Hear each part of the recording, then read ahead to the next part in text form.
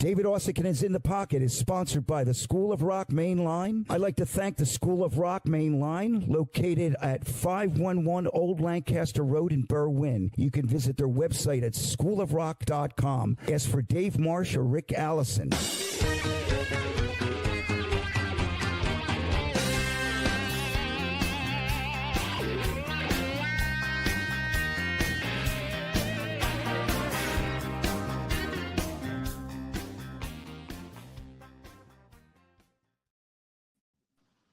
Hey, everybody, I'm Andy Weinberg, and welcome to episode 129 of the David Uosikkinen in the Pocket podcast, our last one of 2024. Merry Christmas, fellas. Happy holidays. Happy New Year. Yeah, where's the eggnog? That's after we're done. We got to be semi-sober during these things, Dave. I'm an eggnog fan, but, you know, it's a holiday thing, right? So, but anyway, guys look great.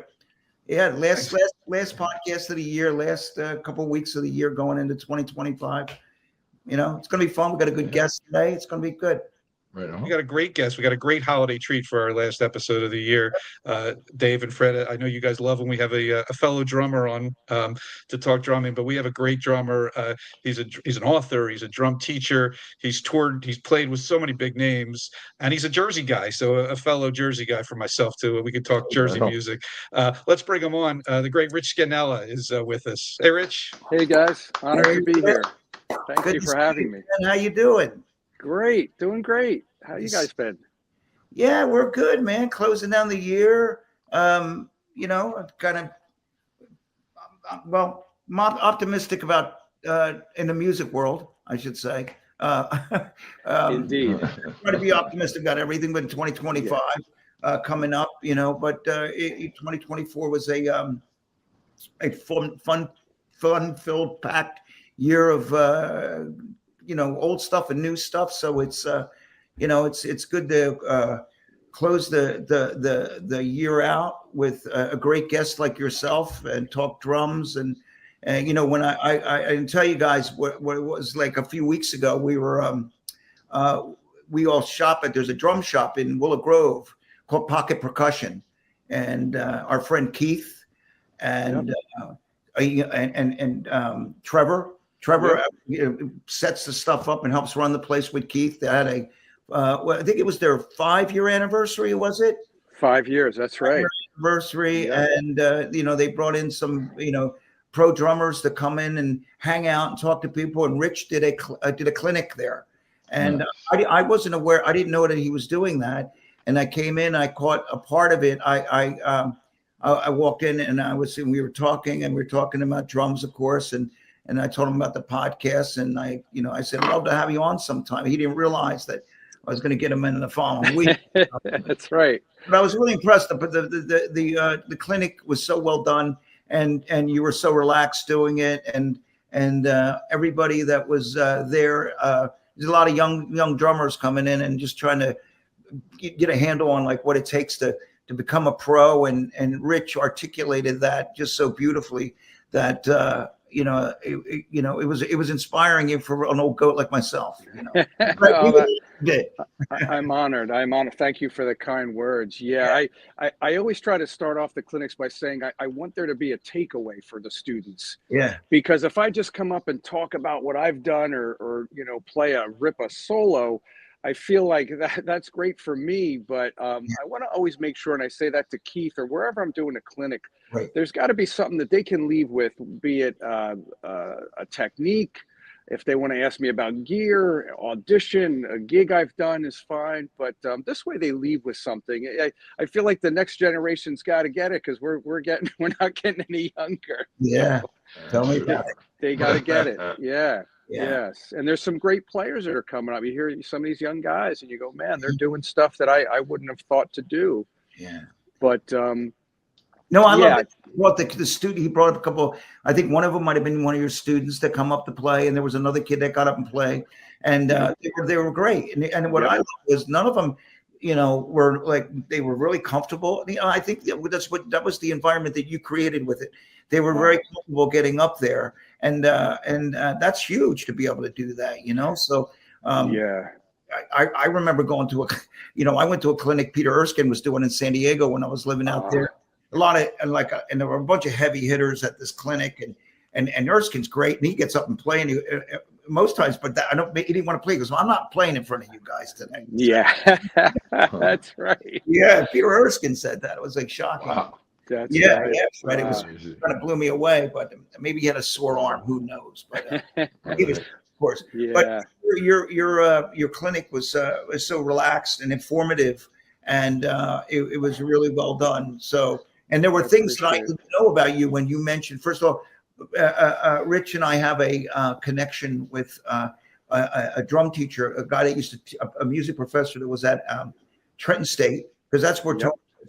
And Freddie. Yep. Tony DiNicola, he was out of Trenton. He played with Richie. I remember I knew him from playing with Richie Cole. Oh, wow. He played with Harry James, right? And Harry James. Yep.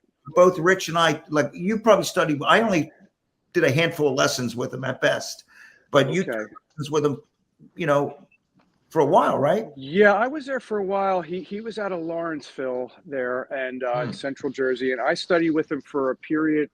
I want to say it had to be the early 80s. And Tony was so intense. Tony was a good friend of my father's. My dad was a trumpet player, and they went way back to kind of the big band era. Cool. And and so I had gone to see Buddy Rich, and I literally walked out of that show and I said, that's what I want to do with the rest of my life. Nice. And I turned to my dad and I said, can I do that? And he's like, you got to practice. If you want to do it, you can do it. Sure. And he gave me that mindset and that attitude that, hey, I'm going to do this. And he goes, I got a guy, I'm going to take you for lessons. And he's a friend of Buddy's. And, he had played in similar bands. But Tony was amazing. I mean, he was for big band, you couldn't touch him. Well, you sent me that video. Yeah. On the Ed Sullivan Show, which I never knew. I didn't even knew about that.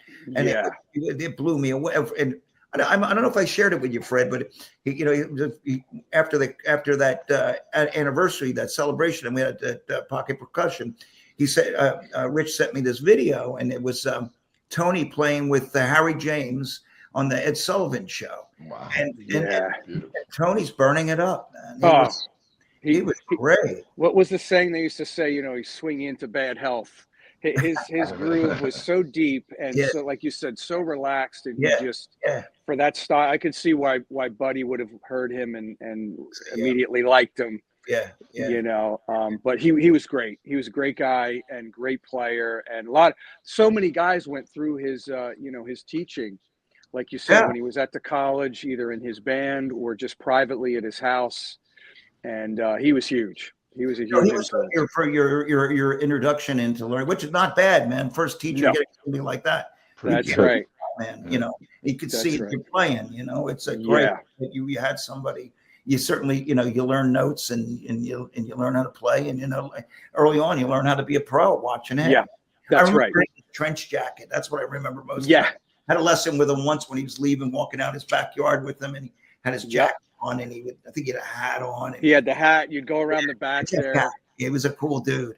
And he was great. And I remember he had he used to keep a set of Slingerlands. He had a caddy, and he would keep a set in the trunk in bags. Those big old caddies, those 70s and 80s caddies, and he would keep a set, and he would go gig and he'd play. But he still toured even into his later years. He was touring down in Mexico, and I think he played with a sax player named Kenny DeVerne, I think was his name. Great player. Wow. And what an inspiration. Like you said, to have that is invaluable. And like going back to the clinic for a second, again, when I do these things, I try to make it a conversation just like we're having now. Right. Because this way you're sharing information. And I feel like, drummers are such a unique breed, and that we just come in and say, hey, whatever I'm doing, I want to learn from you. We're not, I don't want to have any guitar player hate mail, but we're sharing there's ideas. Plenty of it going around. Yeah. But if we're doing something, hey man, what do you do? What's that thing you do? Or let me help you out with something, If we got to talking to Tim there when you were talking about cymbals, I said, man, Tim's in there. Let's bring him into the conversation. So I feel like it's a conversation, whether it's about ideas or techniques or whatever the case might be. Yeah. But it's a good thing. That's cool. Rich, does teaching come natural to you? Because I've seen you describe yourself as not the best student in high school.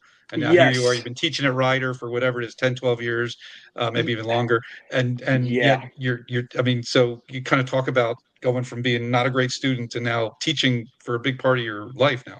Yeah, and I do think I have a little bit of natural ability. And this comes from, I should bring into the conversation to say that my grandfather was a bass player and a guitar player. Cool. And he went on to play with the Trenton Symphony for years. Great bass player, did a lot of jazz gigs. Oh, cool. And then my dad grew up in the big band era, and he wanted to play an instrument. And my grandfather said, pick an instrument. And as a young kid, my dad said, I want to play the accordion. My grandfather said, pick another instrument. So he said, I want to be a trumpet player, right? And his idol was Harry James, right? That era of the big bands. Sure. And then my dad, he went on to graduate from Juilliard and play with the Philadelphia Orchestra. He did 2 records for Columbia.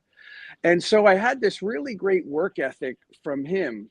And he was a natural. I was the shyest guy in the world growing up. I don't think I raised my hand once in 12 years of high school.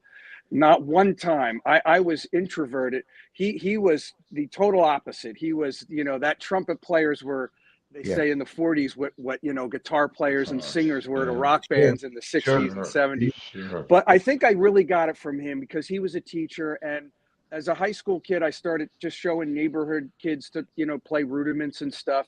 And I've really loved it. I've really gotten to love it over the years. And I've been doing it a long time. So when somebody says, hey, can you show me something? Or I'm sure, Dave, like you're out on the road and you're talking shop. And I feel I have a little bit of natural ability. But if any of it, it really comes from my dad, who was just a natural showman and a natural teacher. Oh, that's cool.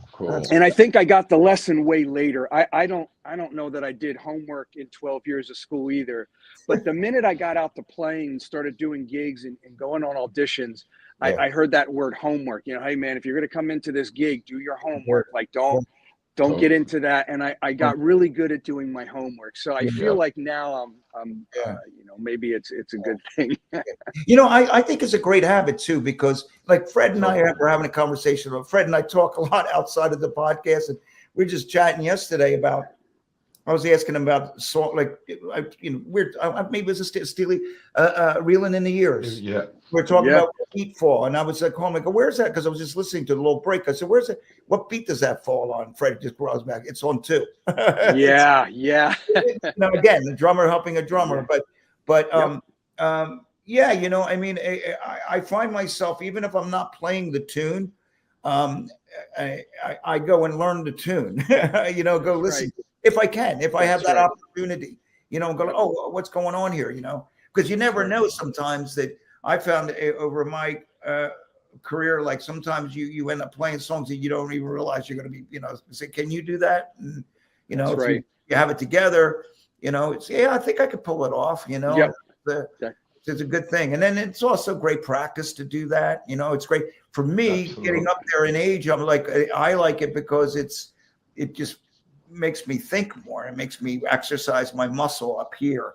It does. The music thing has been really, really good. I really think that we're really lucky in that way because I have dementia and my mother had Alzheimer's and after watching that, it scared the crap out of me, and it was a rough thing to watch. And if you can do things to help that, I think music and languages and stuff like that helps. Absolutely. I think they've done studies that music, it helps cognitive brain, what's going on there. And especially as drummers, the 4-way coordination. Yeah. Like you said, I'll take out a book or I'll take out something or I'll be teaching out of the Chapin book or something. I got to go back and do some homework myself here or whatever. Right. But, it's a good thing. And of course, preparing for a tour is a different type of muscle, or if you're recording, but like you said, to just pull out something and go, I'm just going to get this today. Or that's a song I always heard, but I never stopped to learn it. Yeah. It's like you were talking about Reeling in the Years. What was the other one you mentioned? Hold the Line. Which is, you guys got that fill in the solo. Like I heard Tim Alexander on my friend Johnny D's podcast today, and he was talking about listening to radio, and I think he was just learning to be a drummer, and he heard Jeff play that fill. in that solo.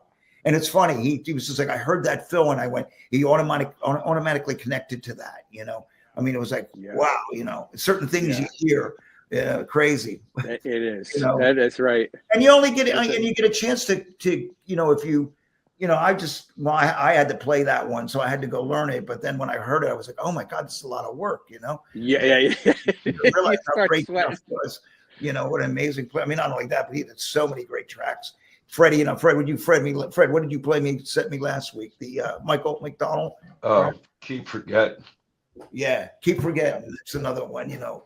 Amazing. He does like this. And I've been told he does it with one bass drum, but he does like this 4-stroke rope. Yeah. With the bass drum. It's Well, Jeff is all, you know, you ever see the Starlicks video of Jeff? You ever see there's a Starlicks where he demonstrates playing Rosanna and all his like kind of, did you ever see it?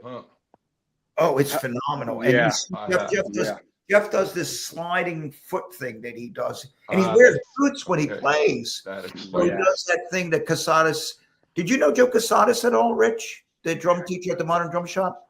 Very little. You know, funny. I had gone there in the, I guess again it was the mid '80s, and I asked him, you know, what's the place to take lessons, and he said, go down to the Collective, go down to Drummers Collective. So on his advice, and he was friends with Tony. Yeah, he was good friends with Tony. I loved going to that shop. Yeah, I was there every week. I took lessons with him for a while. Oh, you did. You know, a couple of the guys I wish I had taken lessons with him.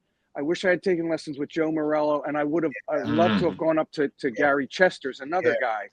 A little more intensive experience, I understand. But there are a couple of those guys. I didn't know Joe real well, but he was very nice to me when I was in there. Anytime I went, he was great. Cool. Really was great. And matter of fact, you know, funny, I thought he made great drums. Those Modern Drum Shop drums. Floating bass drums. Yes. And every once in a while you'd play in the city, or there'd be a house kit. And I see everything. I see him on Reverb every once in a while. Yeah. And I know a guy that used to work for him, and I would call him and say, "Hey, is this a real one? Like, I want to make sure I'm not, you know, this isn't something." But he was great. And I called him one time. It probably was the '80s, and I said I wanted a 14-inch shallow bass drum. Before they kind of became, you know, came back again. And he goes, I'll make you whatever you want. I never ended up hooking up and getting one made from him. But like, again, he was a sweetheart guy. A special guy. He was, you know, I loved him so much. He was, you know, like a father figure to me, like even just a couple of years of lessons with him. But he got so tight, you know, he was really loved him. But listen, man, you know, and you had, you know, I wasn't aware, like when I came into the clinic, you started talking about doing some work playing with Springsteen and playing with some stuff. Obviously some with Bon Jovi as well, right? The whole Jersey thing, man. I'd love to hear a little bit about that and the Tonic. You know, you know, those records, man. I remember living in Southern California, and when what is the song that if you could only see. You can only see. Yeah. That song, I think, was like, I think it was huge. That song was huge. Right? Oh, there was a period where it was saturating FM radio. You're right. Yeah. I'll tell you all of them. I feel like the Jersey thing was a matter of hanging out and getting down to the shore. I went through all of them, from the John Eddies to the South Sides, never in his band, but had played with him on a number of occasions at benefit shows, to Bruce, to you know, Bon Jovi, to Bruce. But there's a guy, he's still down there. His name's Bobby Bandiera, and Bob was if you know Bobby, then you know he was Southside's MD for like 30 years. And he ended up playing. He was in a band called Cats on a Smooth Surface with Franz. That's right. And Burtnick. So that's right. Fran would talk about that, who plays bass in the Hooters. He would talk about that quite a bit. Yeah. And they played the Pony every Sunday, and Bruce would come out and he'd sit in. So it was really, Bob was really the conduit for all these guys like myself being on the Jersey Shore scene, that he kind of pulled us in. Bruce would do benefit shows at the Pony. down there in Asbury, and he would bring myself. And at the time, I played for years with David. I don't know if you know Graham. Maybe he was Joe Jackson's bass player. Graham's. I just talked to him the other day. Wonderful guy, amazing. Talk about being in drummer heaven to be in a band. Great. Playing with him, and I have bass player friends that grew up on his his playing, but that was really, Bob was really the sort of the conduit that got us all playing with Bruce. And then Bob would do a show every year called the Hope Concert, and it was a benefit. It would benefit different charities, and guys like John would show up, and Southside would show up, and Bruce would show up, and all these guys. So that's sort of how I got into that scene. And Bruce would want to do benefit shows, so Bob would call me and a bunch of guys. Graham was on all those. And then when John wanted to put a band together to do some shows, I was the call for that as well. And what started off as sort of some corporate gigs and parties turned into, we did do some public things. Was that with Kenny? Did you? Because I know you played with my friend Kenny. Oh, Kenny. I was with John Eddy for years with. Oh, okay. Kenny and I roomed together. Yeah, which was great. Yeah, which was wild. And Kenny, another guy, devastating bass player. Talk about being in rhythm heaven. And that's where I met Kenny. And Kenny was the reason I got that gig. I went and auditioned, and I was the last of like 30 guys that John had seen. And he wrote me an email. He goes, "Man, do me a favor and please nail this audition. I am so sick of auditioning drummers." So again, I did my homework. I went down, I learned everything he gave me, and he liked what I did. And he said, "I want you to come out to a gig. I want to play with you on a gig." And halfway through the gig, it was going great. And halfway through, he went over to Kenny and goes, "What do you think?" And Kenny goes, "Hire him." Right in the middle of Kenny doing his thing, he goes, "Hire him." So he ended up hiring me, and I was there for a few years. Louis Appel and I were kind of going back and forth. I would leave, Louis would come back.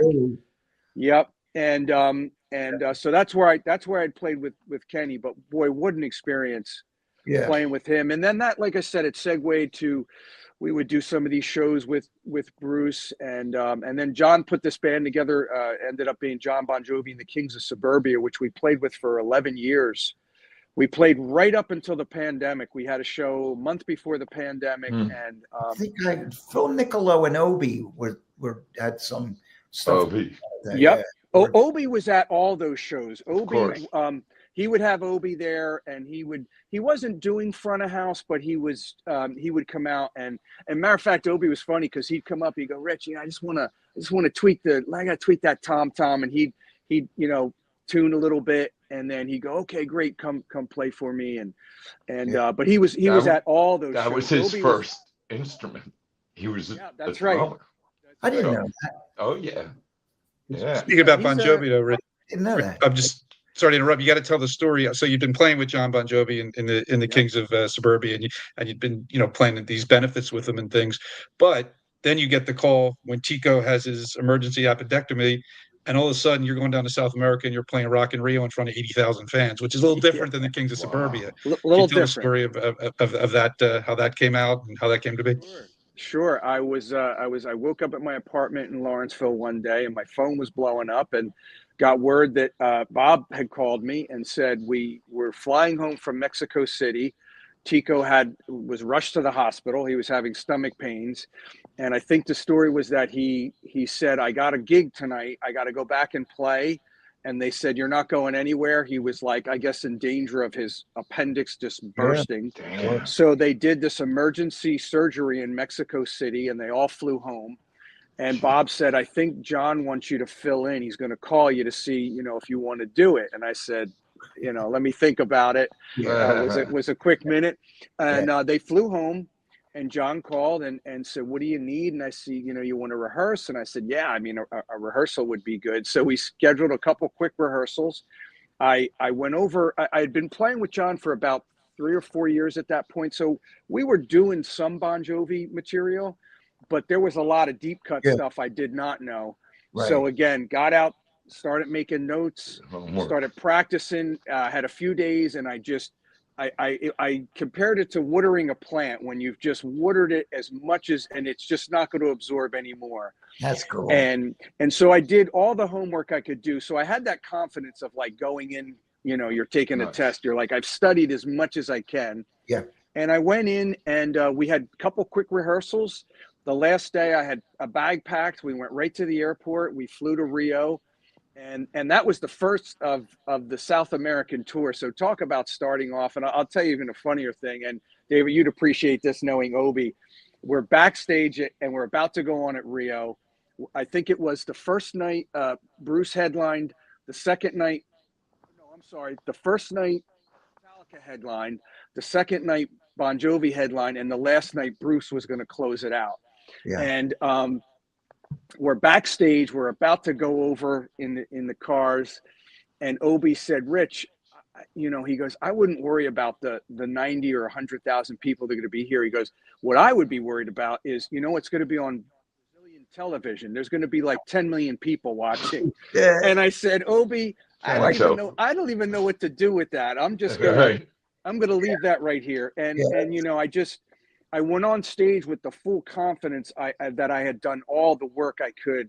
Right. And really after that, like the chips are just going to have to fall where they fall. So thankfully there were no left turns, no train wrecks. And John was very happy. And I think he was ecstatic. Cool. But talk about like trial by fire. And then the next night, and I'd say to the promoter, how many people were here? Oh, 65,000, you know, wow. 30,000, 50, you know, these soccer stadiums in South America. Yeah.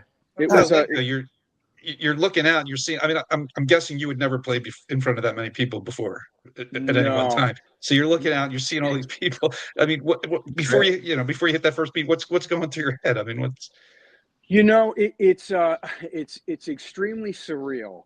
And when I did some writing for Modern Drummer there for a while, I was talking to Tommy Price from Joan Jett, and Tommy and I were saying, and Tommy was saying, you know, you can't really prepare to play a stadium. You just, had I not had years of playing experience and then some years with John, and I had played a few arenas. I had played one show, a 4th of July show with Gary Bonds. It was, you know, maybe 100,000 people, but it was in a park and it was like a 4th of July thing. It wasn't in a stadium, like a proper show. So the only way I could describe it is extremely surreal. Yeah. You know, the adrenaline is going. So you're trying to hold those tempos back because there was no click track. In one or two songs, there were drum loops. There was a click, but everything else was, I had to count it if there was a, you know, we're coming in together. So I didn't even think to have like, I'm going to throw up like a Dr. Beat or nothing. It was just, I just played it. Damn. That's old school. I mean, that's really old school. I mean, I say to Rob these days, because I was having this conversation with you, Rich, that I think 90% of the Hooters right now shows that I play to a click, and they all have a click. And I can't believe that. I mean, I only started using the click in live for the last, I guess about 8 years, you know, until, you know, SPDS SX got really good. And, you know, you could do variable different things with it, but I don't know how I did it for years on tour. And because you mentioned adrenaline and you mentioned one of the biggest things for me was just getting tired and then thinking something's fast. Well, I feel it fast, but it's not really, you know what I mean? That's right. It's crazy that you did that. And I used to do it all the time. And I'd say back in the day, Fred, you did it too. We had to be responsible. We did. But you know? These days, I use the Tama. Rhythm watch. Even in a little club. Yeah. So whoever I'm working with can't turn around and say, hey, that's too slow. Yeah. No, that's the tempo. Yeah. That's right. I mean, yeah. Just to start it, to count it off. Oh, yeah. I mean, that's amazing, because if you're doing a tour and you're doing, like, say, a handful of dates, say, you know, 5 dates, and you're traveling and your body clock gets like, and if you're changing time zones, man, that's fucking with your head, man. It does. I just did a little pickup gig at the Shore. It was I don't know if you know Mark Muller. Mark plays with Bruce, amazing slide player. He's in the Western Stars documentary with Bruce, and he's great. But he got me on this gig. It was like a Americana kind of gig, all originals, didn't know the guy's stuff. We had one quick rehearsal, and I thought, I'm bringing a click because I'm just not going to commit this music. At least the Bon Jovi songs I had heard, so I'd had some handle. But I thought, if I don't have a click, I'm going to blank. Even it was a little club gig, but just a handful of people. But I thought, I'm never going to remember this guy's music. And I had the click, and I could quickly dial it in. And it's great. But like you said, otherwise it's old school. And Tonic, the same thing. They're really like 70s Zeppelin vibe. They just go no in-ears. They go like wedges, turn it up, no click, no loops. We just want to play in the moment. And it's interesting. So it's forced me, I think, to really try to control the breathing and the like you said, you're tired. One guy had 2 cups of coffee, another guy had 2 beers, and like I remember Sean Pelton saying that like he's feeling it on top. The other guy's like it should be back here, and but the guys in Tonic are great. Like you know, we just go and but it's funny, like you said, most of these bands are using them now, and there's times when I go, man, it would be nice just to like have it because you hear a band playing, you go, that thing sounds, that's exact tempo of the record. Dude, I got to tell you, I love it. And we've gotten, you know, and it's helped the band overall performance wise.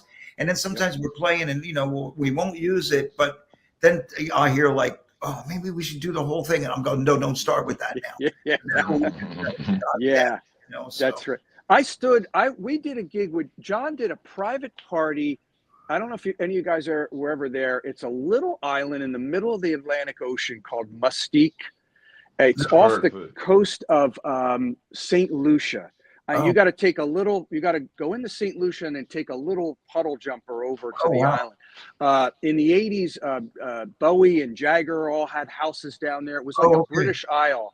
But we did a private party, and it was a little bar which would have been equal to like a Jersey Shore bar.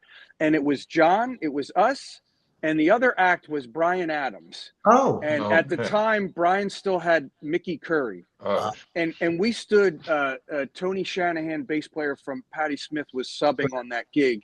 And Tony and I stood 10 feet away from Mickey, and I just thought, man, everything he's doing just feels so relaxed. I don't know if he had a click, but no, he didn't.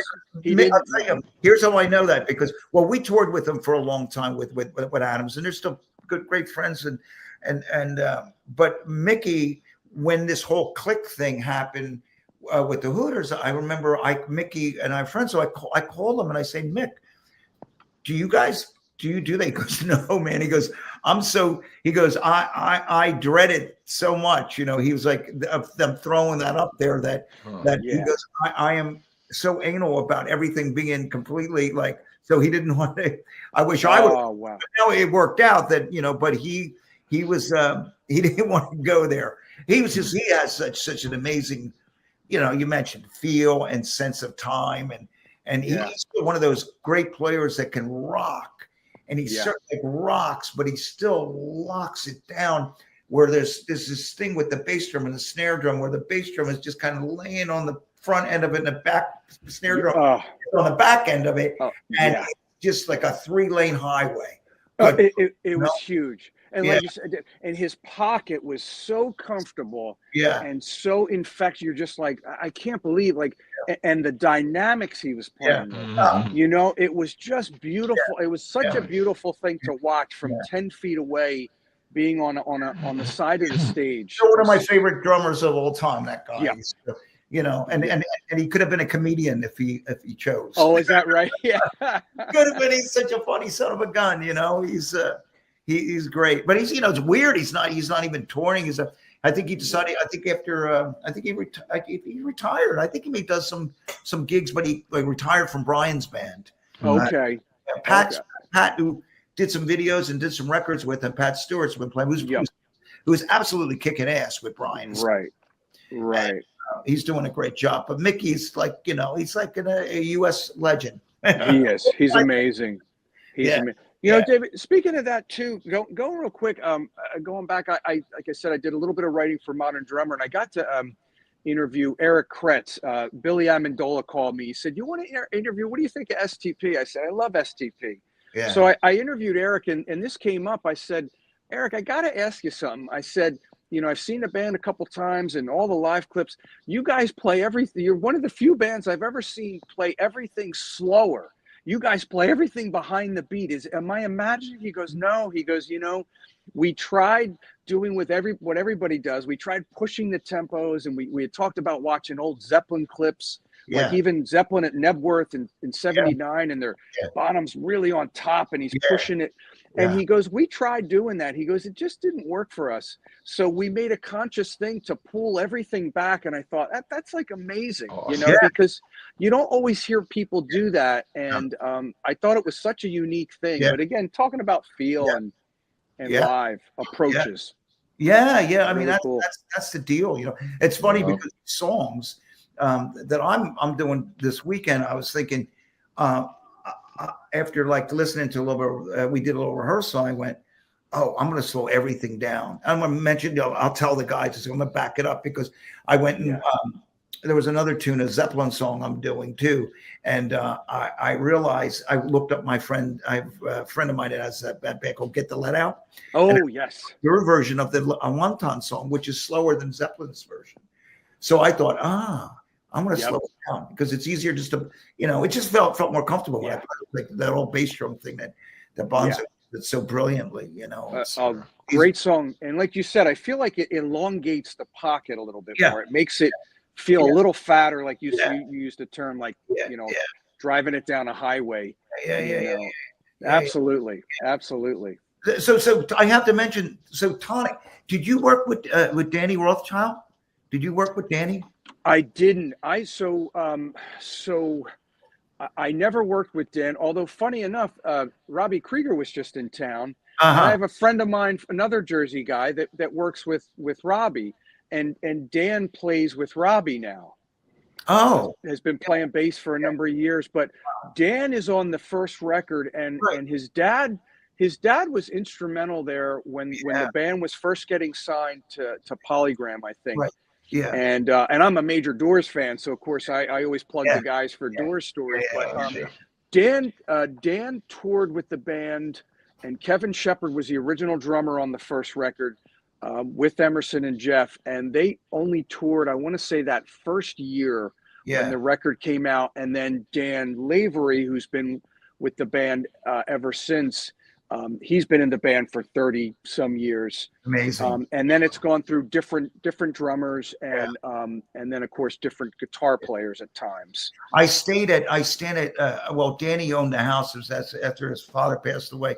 But at Danny's house, I subbed for David Palmer for a Rod Stewart gig for the wow. My buddy Troy Lush, who was best friends with Danny Rothschild, said, Dave, why don't you come stay with me? And I said, okay. He's got, I got this place I stay at in Laurel Canyon. And I go up to the house, and it's freaking Paul Rothschild's house. And he had records, his CDs, he had color coded, like what records he liked. Like he had a color code for each. That's great. I might have told Andy this story too, because he had a copy of a Hooters record that I would sometimes joke, because it really did bad. It like went wood in America. So it was like it was in his bin of CDs, the Zigzag record, and which did great in Europe for us, but America nothing. But he and Paul Rothschild loved that record. Oh my gosh. Eric, I called Rob and Eric. I said, you're not gonna believe it, but we got like the 5-star review from Paul. Oh my gosh. That's huge. Yeah, that was cool, man. Hanging at the Rothschild estate. It was pretty neat. Oh my gosh. I'm a major history buff, and you combine music and history. Yeah. And I'm all in. I could talk and nerd out on places and people. Hey, listen, when we were talking at Pocket Percussion, we were talking. We could have talked for hours. I know.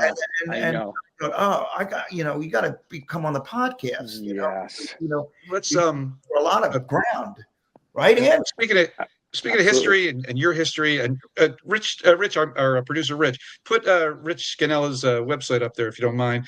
There it is, richscannella.com. That's if you're listening, you're not seeing it right now. It's 2 N's, 2 L's. but he's got a lot of good stuff. Talk about all the people you've played with. We've only mentioned a few. I do want to go back to Bruce real quick because Dave's wife Dallin is the world's #1 Bruce fan, and I think I'm number 2. So we got 2 huge Springsteen fans here. So can you just tell any anecdotes about playing with Bruce or anything that stands out? I hear. I mean, he's supposedly amazing with with local musicians but any Bruce stories that you could share? Absolutely. I'll tell you the first time I played with him was at the Count Basie for a Hope concert. It was a benefit. Just did a couple songs. But the first proper time I played with him, Joe Prinzo was and still is Southside Johnny's front of house guy. And Joe was sort of acting as a stage manager for those gigs. And he gave me a CD. He said, learn this material. And it was 3 hours of material. He goes, learn all this stuff. And he goes, he's going to play. Yeah. I had never played a 3-hour show in my life. I started getting on the treadmill and I thought, oh man, I better really ramp up here. Yeah. So he goes, he's going to play. And if he wants to keep going, he's going to keep going. So they'd given me all this material, and the day of the gig came and said, we got there early, and Bobby's running the band, and we're running all these songs. And Joe came over to me and he said, listen, I'm going to tell you a couple things. Whatever Bruce does, you do. If he jumps off a cliff, you jump with him. You follow him, and he's going to lead the band and this and that. And he said his guitar amp will be next to the riser. It will be the loudest thing you have ever heard in your life. And I said, okay, bring it on. And so, we go to play, and Bob said a great thing to me. He goes, listen, man, he goes, don't worry if you don't catch every fill, just like the record. He knows we're not the E Street Band. It's just, it's a fun gig, and it's a benefit. And, we got all these songs to play. And he goes, another thing too, he goes, don't like overblow. Don't go too crazy. He goes, you don't want to raise eyebrows and just sit in there. So Bruce came in, and he was very cool. We got the call, Bruce is on his way. He's not that far from the Pony. He came in, jeans and a leather jacket. He took his jacket off. He threw it on the drum riser. He gave a hello to everybody. He put on a telly, and he goes, all right, let's play some. So he was just very, very low key. It was so comfortable. It's been fun. And we're playing all this stuff, and we had a great sound check, and we thought this is going great. And we'd play a couple bars of the song, and he'd stop and he'd go, that's good. He goes, let's try this one. We'd start, and I thought, that's interesting. He'd stop us again. He goes, that one plays itself. He goes, we don't have to go over anymore. I was like, this is going great. Yeah. And he was just really in the moment, having a great time. Yeah. And like I said, we all had done our homework, and so sound check ended, and he went. If you guys know the Pony, there's a back bar that leads to the outside to go to the dressing room now. It's outside. And so Bruce was sitting back there, and I grabbed my bag and my clothes to change, and I had to walk past him. And as I walked past, he signaled me over. He goes, come here, man. He goes, where are you from? Like, who you played with? And I told him a couple things, and he said to me, you got a real nice feel. And I said, I turned to him, I said, Bruce, all I'm trying to do is just make this feel good for you. That's all I'm trying to do. And that's all. That was my only goal, was to just keep the groove, stay in my lane. And I said, thank you. And I went to the dressing room, but we got on stage, and the first song we opened up with was Wilson Pickett, was 635. And he counted off. And I remember what Bob said, don't overplay, don't play too hard. And Bruce does this thing. He stomps his foot, and he goes, 1, 2, 1, 2. And like it just felt like a pocket you could, again, drive a Mack truck down. Oh, cool. And I dug in, and we were off, and those 3 hours went by. I would have swore that 15 minutes had gone by. Wow. We were on another wavelength. And a friend of mine who would work with Bruce said when he walks into the room, like the electricity, something happens to the air. Yeah. And he's not kidding. And that was my takeaway. That just, it's so special that when he gets going and you really get in it. It was quite something. Wow. Yeah, I wish everybody could experience it. He was, man, world-class player. Yeah. I also, when you were talking, Andy mentioned playing with other people. I saw on the list of artists you work with, Lady Gaga. What did you do with Lady I was going Gaga? to ask about that. Yeah. Yeah, that was so. The way it came about was I started working with a producer in North Jersey by the name of Earl Cohen, and Earl had a long history and list of gold records with all these different R&B acts, and he was good friends with a guy by the name of Rob Fasari, who also produced a lot of huge R&B, Beyonce, and all these different groups. Will Smith and everything. And he called me one day. He goes, "We got this young girl, and we're trying to get her a record deal. And my buddy Rob needs a rock drummer. She has these loops she plays with, and just kind of dance. But we need someone that comes in and hits hard." And I had just done this record with another artist that he was producing, and so he said, "Here, come on up. I'm going to give Rob your number, and he'll call you." And he did. And I went down and I got to this little house in Piscataway, right off the highway. And I go in, he had a little, like a new Ludwig kit, like one of those, like a Ringo kit, but it was newer. Yeah. And it was all tuned. And I want to say he had like a Neve board. It was like a little house you'd see out in the suburbs, right? You walk in, you go down a hallway, there's a bedroom, a bathroom, and another bedroom. And the one room had a drum set, all mic'd up, and the other room had this massive board in it. And this girl walks in. He said, "This is Stephanie." I said, "Hello." He put the songs up, and I had made some notes, and the drum check lasted a couple seconds, and I started playing, and he goes, "Great, we'll try another one, do this, maybe a little more of this, a little less of that." And she, my takeaway with her was she was super laser focused. And, I wouldn't have known it was a year or two out from her really blowing up. She was still playing the bitter end. Oh, wow. And one of the songs had they wanted like an offbeat, almost like a James Brown kind of thing. Yeah. And I played it, and we're listening to the playback, and she turned and she goes, "Damn, boy, you got some funk in you. Like this is funky." And I thought, "Oh, it is kind of funky." Like you're playing, and it was to a loop. So I knew I was locked to it. And the other thing that was funny was happening. It was me, Rob, and her in this little bedroom listening to this playback. And I was in the middle. Rob was to my right, and she was to my left. And at one point, I looked over, and I didn't see her. And I thought, I didn't see her leave the room. And I looked down, and she's on the ground, and she's like dancing and doing this thing on the ground, like to the music. And I thought, wow, she's really into her music.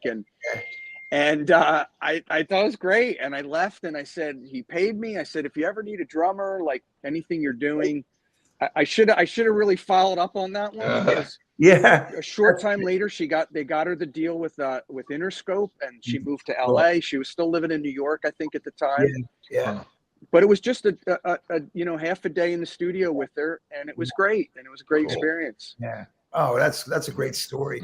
Yeah. Did you have any suspicion that she was going to become as huge? I mean, as she did? No, I mean, I wouldn't have been able to predict it. I could tell you that she was extremely focused. She seemed extremely into what she was doing, and 100% conviction and confidence and belief.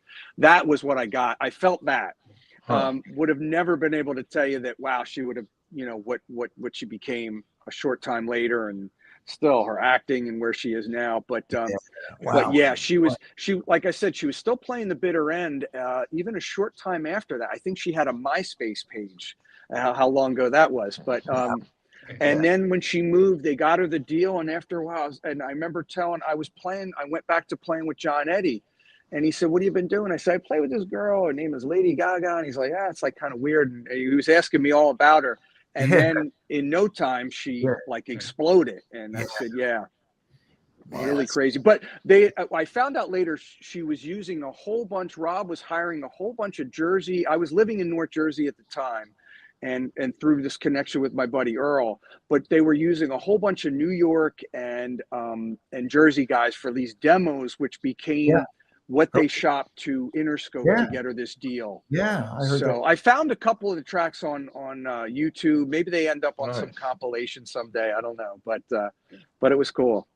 Oh, that's awesome. That's Hey, before we're getting kind of close to the end, we got a little time left. But I mentioned at the start of the show that Rich is an author, so I want to give you a chance to talk about your book, Ghost Notes.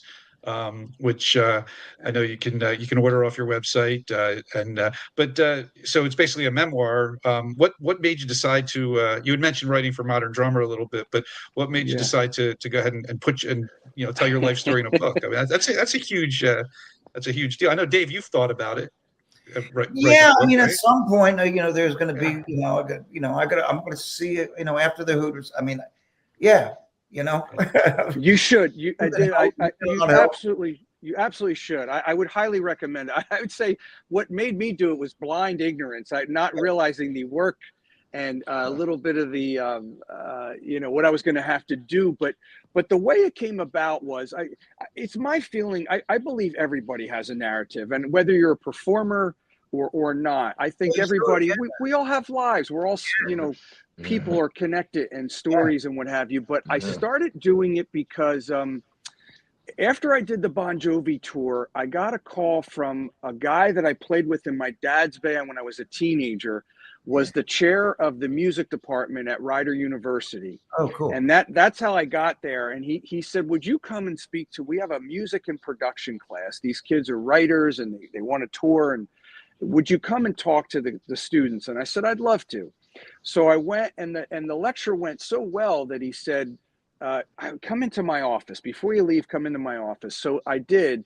And he said, Rich, I want to create a class for you. We want to start up a rock ensemble, and we want you to lead this ensemble. Would you be interested? And I said, absolutely. So I started to teach this rock class, and it went great. And we would teach them songs basically in the 13 weeks of the semester. And then their final exam was we would do a performance in the theater. Awesome. And it was great. And we did this for years. And after a couple of years, I had started at Rider decades before, and I left about halfway through a degree. And at one point, my mom said, you're on campus every week. Why don't you finish your degree? You're teaching there now. Yeah. And I said, how are you going to say no to your mom? So Smart. I said, I guess Okay. you're right. I probably should. And exactly. And going back to this, I make a promise to my mom, who I can't break it. But then I also said, holy cow, I'm the worst student. I don't know how I'm going to do this, but I started to do it. And one of the first things my advisor said was, I want you to go see this professor. And I went to see him. And one of the first assignments he said to me, he said, can you write a paper for me and tell me how playing has affected your life? And I thought, like a light bulb went off. I thought, what an easy paper this is going to be. And the frustrated writer, I'm a huge, I love literature. I love all the beat writers. And in my mind, I'm a frustrated writer. So I said, great. Andy's worked for as journalist for papers for years. 30 years. Writer my whole life. So. I want to talk to you about that. Weinberg. Yeah, he's.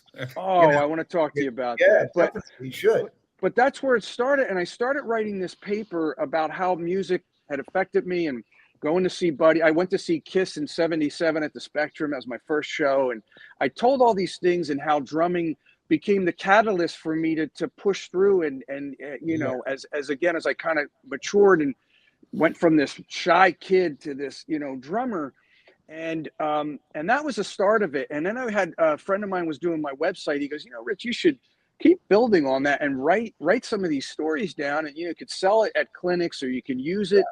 And that kind of parlayed that into then writing for Modern Drummer. And I thought, well, maybe there is a narrative here. And I kind of wrote it from the perspective that maybe if I got down my road, my journey, with the help of all these different people and artists and being inspired, maybe if I put some of this stuff down on paper, the next generation, somebody will read it, even if it's very few, and go, hey, this guy went through that. Maybe I could do that. So great. Cool. That was the catalyst for it. But it became sort of this passion project, and I'd write, I'd correct some things. I'd have my sister help edit it. I had another buddy read it and edit it. But it finally got to be where I thought this feels right, and that's how it came to pass. But awesome.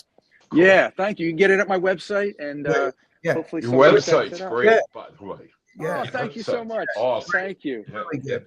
And you're a DW guy. You're a Peisty guy. Yep. And it's great. I'm so fortunate. Like DW, Peisty, Vader, has been so great to me. And man, they make such great instruments, and I'm inspired every time I sit down, and I'm blessed there in that aspect, for sure. I know that feeling. It's although now that they got the Roland thing, Roland owns the corporation now, yes, which is crazy, but. Yes, we're it looks like Andy didn't have to do it. I'm actually jumping in because we're at 7:25. Yeah. We're okay. But is there anything else you want to let the people know that you got any gigs coming up? We can see Rich live for people here. I mean, a lot of our listeners here on the East Coast. Tonic is actually playing in Scranton at Montage Mountain in March 1st. Festival, yes. 2 months away, but Saturday, March 1st. Yeah. If you guys want to, I'm sure Rich will be happy to talk to anybody who comes out to see the show. I find it very funny that you say you were painfully shy in high school. Not funny, but I hear you. I mean, I feel like we could just let you go and you would talk for the entire hour. So it's like at some point you became no longer shy. I mean, we love having guests like you. You were great, informative. Thank you so much. You're a good dude, Easy. and we can ask you a question, but it's natural, man. It's really fantastic. It's really. I'm so glad that this worked out, that you could do this.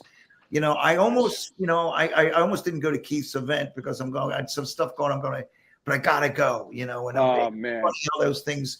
But I love those guys, and I love what they're doing. Absolutely, my drum tech. So it's like he would haunt me forever if I did. Right. That's right.